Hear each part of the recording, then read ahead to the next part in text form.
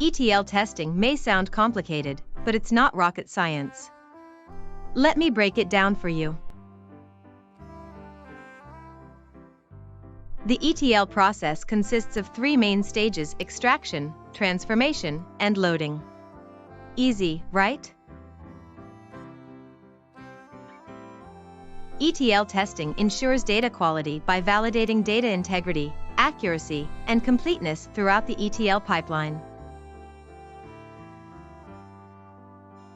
There are different types of ETL testing, including source-to-target testing, data completeness testing, data transformation testing, data quality testing, and performance testing.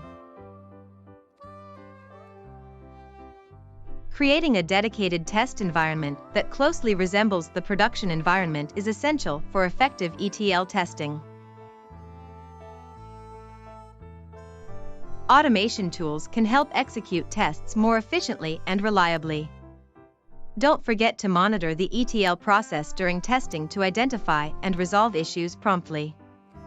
Remember, ETL testing is an ongoing process.